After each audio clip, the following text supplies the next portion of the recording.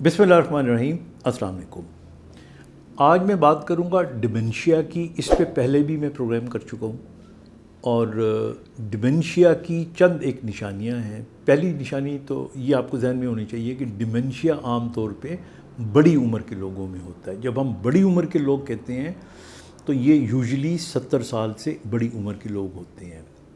ऐसा भी हो सकता है कि उससे पहले लोगों को डिमेंशिया हो जाए, लेकिन जो ज़्यादातर लोग होते हैं वो 70 के बाद की एज होती है। अब डिमेंशिया की 3-4 मोटी मोटी निशानियाँ आपको मैं बताऊँ। पहली निशानी इसकी ये होती है कि वो जो आम बातें होती हैं कि मैंने सुबह नाश्ता क्या किया, मैंने दवाई खाई कि नहीं खाई, मैंने पैसे कहाँ रखे थे, मैं घड़ी वहाँ पे रख गई, ये भूल जाते हैं। यानी उनकी रीसेंट मेमोरी जो होती है वो उनको भूल जाती है।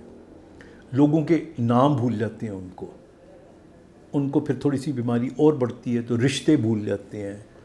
आप उनके सामने उन्हें कहें ये कौन है तो वैसे ही नाम ले देंगे। वो बात होगा तो वो भतीजा होगा, भांजा होगा, तो they will not be able to differentiate. तो एक तो इसका ये पहलू हो गया। दूसरा, इसके अंदर पुरानी मेमोरी याद रहती है। अगर आप मरीज़ से पूछे ना कि हाँ भाई, अगर मतलब मरीज़ की उम्र 90 साल है या 85 साल है और डिमेंशिया है, तो आप उससे पूछे कि भाई आज से अयूब खान के ज़माने में क्या था, तो वो सारी बातें याद होंगी। अपने स्कूल का वक्त भी याद हो सकता है। तो जो रिमोट मेमोरी होती है वो रह जाती है, रीसेंट मेमोरी इसमें ख़त्म हो जाती है। ये एक बात पहलू हो गया। अब इसके बाद जब ये बीमारी बढ़ती है तो फिर सेल्फ़ केयर ख़त्म हो जाती है।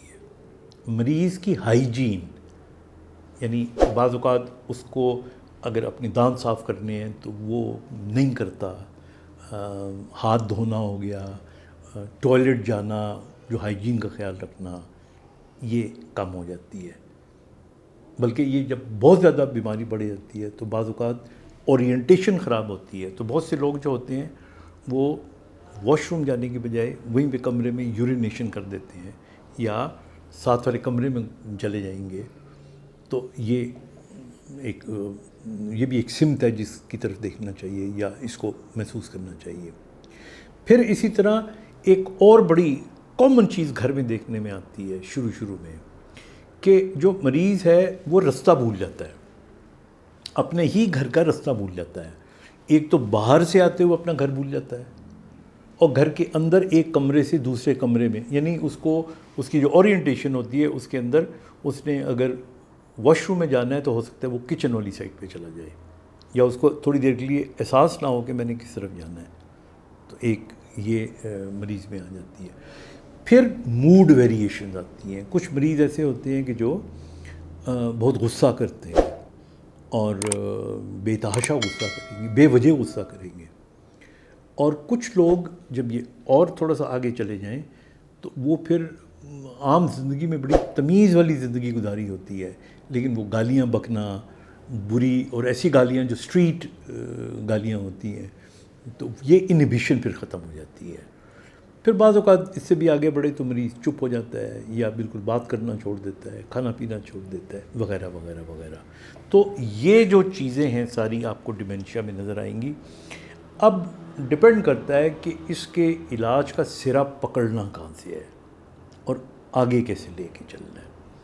तो मेरे ख़्याल में अगर एज ज़्यादा हो, पेशेंट की भूलने की आदत शुरू हो जाए, तो you must go to your doctor. मरीज़ का ब्लड प्रेशर चेक करवाएं, शुगर चेक होनी चाहिए, किडनी फंक्शन ठीक होने चाहिए, इसी तरह लिवर ठीक होना चाहिए, कार्डिक फंक्शन ठीक होने चाहिए। ये सारी चीज़ें एक तरफ। उसके बाद फिर डिमेंशिया को सेटल करने के लिए दवाइयाँ बहुत कम हैं। असल चीज़ है रिहेबिलिटेशन।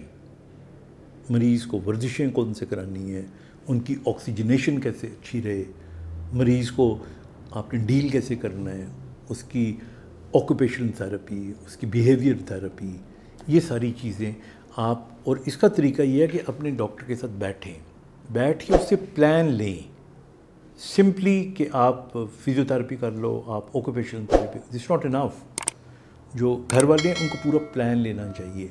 वो प्लान फिर अपने थेरेपिस्ट को दें और या वो कोऑर्डिनेट करें।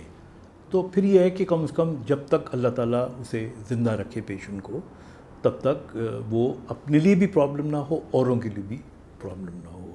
تو اس لیے ڈیمنشیا کو جتنا جلدی آپ اس کو آئیڈینٹیفائی کر لیں گے اتنا ہی بہتر ہوگا. اپنا خیال رکھیے گا. خدا حافظ.